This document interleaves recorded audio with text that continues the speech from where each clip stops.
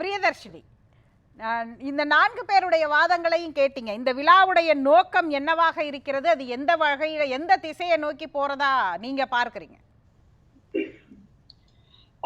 Madam, actually வந்து political பார்ட்டிஸ்ல இருந்து ஒருத்தங்க ஒரு ஐடியாலஜிஸ்ல இருக்கிறதுனால அவங்க கட்சி பத்தி அவங்க சொன்னாலும், பட் ஜெனரல் பப்ளிக்கா நம்ம பார்க்கும்போது, இல்ல வாக்காளர்களா நம்ம பார்க்கும்போது வந்து இதுல வந்து ஒரு குழப்பம் பெருசா இல்லாத மாதிரிதான் எனக்கு தெரியுது. திருமாவளவன் அவர்களாக இருந்தாலும் சரி, அவர் கொடுத்த 8 பக்க ஒரு ரொம்ப டீட்டெயில்டா எக்ஸ்பிளைன் பண்ணியிருக்காரு. அதாவது இந்த சிச்சுவேஷன்ல நீங்க எந்த ஒரு பெர்ஸ்பெக்டிவ்லயுமே வந்து நாங்க வந்து டிஎம்கேவோட கூட்டணியை வந்து நான் வந்து தாவேகா பக்கம் போகிறது இல்ல அப்படின்ற ஒரு தெளிவான ஒரு முடிவு அவர் எடுத்ததுனாலதான் வந்து அந்த ஒரு அறிக்கை அவர் கொடுத்திருக்காரு. Very very clear. இன்னொரு பக்கம் பாத்தீங்கன்னா, விஜய் அவர்களும் வந்து இப்ப தமிழ்நாடுவை பொறுத்த வரைக்கும் பாத்தீங்கன்னா, அடுத்த தலைமுறைய வந்து உருவாக்குற ஒரு அரசியல் சிச்சுவேஷன்ல வந்து நம்ம இருக்கோம். சோ இதுல வந்து விஜய் அவர்களா இருக்கட்டும், இல்ல அடுத்த தலைமுறையில வர யங் பொலிட்டிஷியன்ஸா இருக்கட்டும், எல்லாருக்குமே வந்து ஒரு பெரிய எதிர்பார்ப்பு இருக்கு. சோ விஜய் அவர்கள் இருக்கிற ஒரு மேடையில வந்து ப்ராபப்ளி திரும்பவும் இவரு போய் அங்க நின்னாருன்னா வந்து டிஎம்கேவோட கூட்டணிக்கு நாளைக்கு வந்து ஒரு சேலஞ்ச் வர்றதுக்கான வாய்ப்பு இருக்கு அப்படின்னு அவர் நினைச்சு இந்த ஸ்டெப் அவர் எடுத்திருந்திருக்கலாம் அப்படின்றதுதான் மக்களுக்கு ரொம்ப தெளிவா தெரிகிற ஒரு விஷயம். இன்னொரு பக்கம் பாத்தீங்கன்னா, விஜய் அவர்கள் கட்சியில இருந்தும் சரி, அவங்களோட ரெப்ரசன்டேட்டிவ் வந்து பேசினவரும் சரி, ரொம்ப தெளிவா என்ன எதிர்பார்க்கறாங்கன்னா, டிஎம்கே கூட்டணி வந்து கண்டிப்பா உடையும், என்னைக்கா இருந்தாலும் வந்து திருமா வந்து எங்களோட வந்து சேருவாரு அப்படின்றது இவங்களோட எதிர்பார்ப்பா இருக்கு. சோ இந்த ஒரு சிச்சுவேஷன்ல வந்து ரொம்ப தெளிவான ஒரு மேடையை பகிர்ந்து கொள்ள மறுக்கக்கூடியவர், இன்னைக்கு ஒரு புத்தக மேடைய பகிர்ந்து கொள்ள மறுக்கக்கூடியவர் நாளைக்கு அரசியல் மேடையை பகிர்ந்து கொள்வாரா? உண்மையாவே இந்த கேள்வி ஓவர் டு சம்பத்குமார் தான். அது அவர்கிட்ட நான் அப்புறம் வர்றேன். ஆனா உங்க பதில், நீங்க சொன்னீங்கல்ல அவர் சொல்றாரு, அதுல நீங்க மதிப்பீட அவர்கிட்ட எடுத்தீங்கல்ல, அதுல உங்க பார்வை என்ன? அதற்கு வாய்ப்பு இருக்குன்னு பார்க்கறீங்களா? மேடம், இன்னைக்கு ஆக்சுவலி நம்ம தமிழ்நாடோட அரசியலை பொறுத்த வரைக்கும் அடுத்த ஒரு வருஷம் வந்து நம்ம ப்ரெடிக்ட் பண்றது ரொம்ப கஷ்டம். ஒரு சின்ன சின்ன ஈவெண்ட்டுமே வந்து ஒரு மைல்ஸ்டோனா தான் இருக்க போகுது. இதுக்கப்புறம் நம்ம தமிழ்நாடு பாலிடிக்ஸ்ல அடுத்த ஒரு வருஷம் ரொம்ப ரொம்ப ஹாப்பனிங்கா இருக்க போகுது. சோ ஒரு வருஷத்துக்குள்ள வந்து இந்த கூட்டணி இருக்குமா இருக்காதா அப்படின்றது 2024 டிசம்பர்ல உட்கார்ந்து நம்ம வந்து தெளிவா பேசுறதுக்கான வாய்ப்பு வந்து ரொம்ப கம்மி தான். அது 2026 ஜனவரியில தான் நம்ம சொல்ல முடியும் யாரு எந்த கூட்டணியில இருக்க போறாங்க அப்படின்ட்டு. இல்ல, யாரு எந்த கூட்டணியில் இருப்பாங்கன்னு இல்ல, இந்த கூட்டணி வந்து உடைஞ்சா அவர் எங்க கூட வருவார்னு இவங்க ஒரு கணக்கு போடுறாங்கல்ல, அந்த இடத்துல அவர் தான் புத்தக மேடையவே பகிர்ந்து கொள்ளல இல்லையா? அந்த இடத்துல இருந்து எப்படி அங்க போவார்?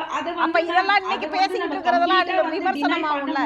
அவர் வந்து நாளைக்கு வந்து விஜயோட வந்து அவருக்கு கூட்டணி இருக்குமா இருக்காதா அப்படின்றத வந்து நம்ம இல்ல அப்படின்றத கண்டிப்பா சொல்ல முடியுமா அப்படின்னு பாத்தீங்கன்னா, ஜெனரல் பப்ளிக்கா பார்க்கும்போது நமக்கு வந்து ஒரு ஸ்கோப் இருக்கதான் செய்யுது.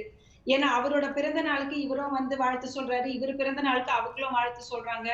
அதே மாதிரி விஜய் ஃபர்ஸ்ட் பிரதமர் மோடி பிறந்த நாளுக்கு முதலமைச்சர் ஸ்டாலின் வாழ்த்து சொல்றாரு.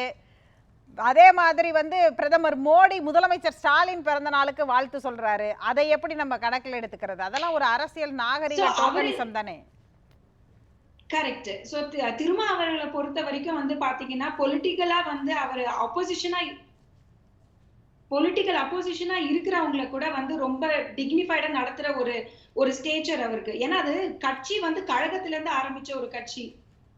சோ அதனால அவருக்கு வந்து he is very clear in those mannerisms எல்லாம் மெயின்டைன் பண்றதுல எல்லாம் அவர் ரொம்ப கிளியர். அண்ட் எனக்கு புரிஞ்ச வரைக்கும் அவர் வந்து ஒரு குழப்பத்திலயோ ஒரு அவசரத்திலயோ இந்த பதிவு வந்து ஒரு 8 பக்க பதிவுலாம் அவர் பண்ணியிருக்கிறார்.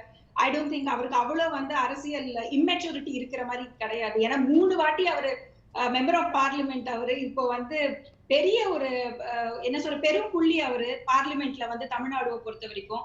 சோ இந்த மாதிரி ஒரு ஸ்ட்ராங்கான ஒரு ஸ்டெப் அவர் எடுத்திருக்காருன்னா, இன்னைக்கு வந்து டிஎம்கேவோட தான் நான் நிக்கிறேன், எங்களுக்குள்ள பிளவு இல்ல அப்படின்றத அவர் ரொம்ப தெளிவா சொல்லியிருக்காரு அப்படின்றதுதான் என்னோட அண்டர்ஸ்டாண்டிங். விஜயுடைய இந்த அரசியல், அதாவது இந்த புத்தக மேடை அரசியல் மேடையா நாளைக்கு மாறப்போகுது, அரசியலையே தீர்மானிக்கக்கூடிய இடத்திற்கு இந்த மேடை நகரப்போகுதுன்னு இப்ப ஆதவர்ஜுனா பேசினார் இல்லையா? அப்ப விஜயுடைய ரோல் அதுல என்னவாக இருக்க போகிறதுன்னு ஒரு கேள்வி இருக்கு. உங்கள் பார்வை என்னதுல? விஜய் அப்படின்றது அவர் ஒரு super star ma'am, end of the day. ஏன்னா அவர்கிட்ட இருக்கிற அந்த ஒரு ஃபிளேர், அவர்கிட்ட இருக்கிற ஒரு எதிர்பார்ப்பு, இதே வந்து விஜயா இல்லாம இது வேற யாராவது ஒருத்தங்க வந்து ஒரு சாமானிய ஆனா இருக்கிற ஒரு ஆள் ஒரு கட்சி வந்து ஆரம்பிச்சாருன்னா இவ்வளவு பெரிய பிரம்மாண்டம் இருக்குமானா கண்டிப்பா இருக்காது. ரெண்டாவது விஷயம், இன்னைக்கு தமிழ்நாடுவை பொறுத்த வரைக்கும் வந்து பொலிட்டிக்கல் லேக்குனே அப்படின்றது இருக்கு. சோ அந்த பொலிட்டிக்கல் லேக்குனேவை யாரு ஃபீல் பண்ண போறாங்க அப்படின்றதுதான் கேம் அங்க. நீங்க சொல்றத இங்க ஒரு அரசியல் வெற்றி அதாவது ஒரு அரசியல் ஆளுமைக்கான வெற்றிடம் இருக்குன்னு சொல்றீங்களா இல்ல அரசியல் வெற்றிடமே இருக்குன்னு சொல்றீங்களா? நீங்க இங்கிலீஷ்ல சொல்றீங்க, நான் தமிழ்ல கேக்குறேன். ஏன்னா ரெண்டுக்கும் வித்தியாசம் இருக்கு. Political vacuum and lacking.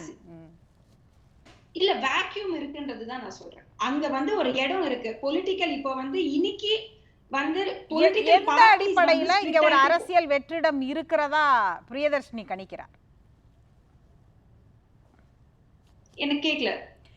எந்த அடிப்படையில இன்னைக்கும் இங்க ஒரு அரசியல் வெற்றிடம் இருக்கு? இது 2017 2 பெரிய தலைவர்கள் மறைந்த போது இந்த ஸ்டேட்மெண்ட் விடப்பட்டுச்சு. அதன் பிறகு இங்க பல தேர்தல்கள் வந்திருக்குது. இங்க வந்து இந்தியா கூட்டணின்னு ஒரு கூட்டணியை கட்டமைச்சு அவங்க தேர்தலை சந்திச்சு அதுல 3 முறை அவங்க வெற்றி பெறாங்க. இன்னொரு பக்கம் கூட்டணிகள் வந்து பலது களமிறங்கி இருக்கிறாங்க. இன்னைக்கு இந்த கூட்டணிக்கு மாற்றா நாங்கன்னு பேசுறாங்க. தலைவர்கள் அவர்களுக்கு மாற்று இன்னொரு தலைவரை முன்னாடி வைக்கிறாங்க. திமுக வர்சஸ் அதிமுக, பாஜக அப்படின்னு இன்னைக்கு இதுல புது பிளேயரா தாவேகா இணைஞ்சிருக்கிறாங்க, பாமக இருக்கிறாங்க, இப்படி இருக்கிறாங்க. ஆனால் இன்னமும் இங்க ஒரு அரசியல் வெற்றிடம்னு நீங்க சொல்றது எது? எதனால சொல்றேன்னா, இப்ப வந்து ஒரு டிரான்சிஷன் ஃபேஸ்ல நம்ம இருக்கோம் மேடம். எல்லா பெரிய தலைவர்களும் வந்து பாத்தீங்கன்னா இப்ப அடுத்த தலைமுறைய வந்து ட்ரெயின் பண்றதுல இருக்காங்க. ஒரு பொலிட்டிக்கல் பார்ட்டி எடுத்து பாருங்க, எந்த லீடிங் பொலிட்டிக்கல் பார்ட்டி எடுத்து பார்த்தாலும் அவங்களுக்கு அடுத்து யாரு அப்படின்ற ட்ரெயினிங் ஃபேஸ்ல இப்ப நம்ம வந்தாச்சு. எனக்கு அடுத்தது இவங்க அப்படின்ற டிரான்சிஷன் ஃபேஸ் வந்து எப்பவுமே ஒரு லூசிடான ஒரு டைம் அது. அது வந்து எப்படின்னா ரொம்ப ஸ்ட்ரிக்டா எல்லாருமே உங்க கூட இருப்பாங்களா அந்த டிரான்சிஷன் டைம்ல அப்படின்னு கேட்டீங்கன்னா, நிறைய கட்சிகள் நிறைய ஆர்கனைசேஷன்ஸ் உடையறதே அந்த டிரான்சிஷன் டைம்ல தான். இந்த மாதிரி ஒரு சிச்சுவேஷன்ல தான் ஒரு புது கட்சி உள்ள நுழையறதோ. ஏன்னா அப்போ பிளேயர்ஸ் எல்லாம் புதுசா இருப்பாங்க. அதுல ஒரு புது பிளேயர் உள்ள நுழையும் போது, விஜய் மாதிரி ஒருத்தர் இருக்கும் போது, ஏன்னா அவருக்கு ஏற்கனவே வந்து பாலிடிக்ஸ்ல அவருக்கு இன்ட்ரெஸ்ட் இருக்குன்னு ரொம்ப வருஷமா சொல்லிட்டு இருக்காரு. மத்த என்ன சொல்றது, மூவி ஸ்டார்ஸ் மாதிரி அவர் பேக் ஸ்டெப் எடுக்கல. அவரோட பீக்ல இருக்கும்போது அவரோட ப்ரொஃபஷனை பிரேக் பண்ணி வந்து இல்ல எனக்கு பாலிடிக்ஸ் முக்கியம்னு வந்து அவர் நிக்கிறதே வந்து ஒரு பெரிய ஸ்டேட்மெண்ட் பப்ளிக் கிட்ட. சோ யாரு ஒருத்தங்க வந்து ஒரு சேஞ்ச் வேணும்னு எதிர்பார்க்கறாங்களோ அவர் பக்கம் போறதுக்கான வாய்ப்புகள் வந்து ரொம்ப நிறைய இருக்கு. இந்த மாதிரி ஒரு சிச்சுவேஷன்ல இதே விஜய் இல்லாம இதே புக் ரிலீஸ் ஃபங்க்ஷன்ல வேற யாராவது ஒரு தலைவர் இருந்திருந்தாங்கன்னா ப்ராபப்ளி திரும்ப போகாம இருந்திருப்பாரா அப்படின்றது ஒரு கேள்விதான். விஜயா இருக்கிறதுனால, ஏன்னா நிறைய வந்த நாள்ல இருந்து தே ஹஸ் பீன் கான்ட்ரோவர்சி. ஒருவேளை திரும்ப அவங்க பக்கம் போறாங்க, டிஎம்கே வந்து உடைய போது, நடுவுல வந்து நம்ம இந்த துணை முதல்வர் பத்தி பேச்சுவார்த்தை வரும்போதெல்லாம் அந்த டைம்ல வந்து டிஎம்கே வந்து உடைய போது அப்படின்னு நிறைய சர்ச்சைகள் நமக்குள்ள வந்துட்டு இருந்த டைம்ல இத வந்து அவர் கிளியர் பண்றாரு. எனக்கு இப்போதைக்கு நான் டிஎம்கே கூட்டணியில தான் இருக்க போறேன், அப்புறம் கதை அப்புறம் பாத்துப்போன்ற மாதிரி தள்ளி போட்டிருக்கிற மாதிரி இருக்கு. பேசலாம்.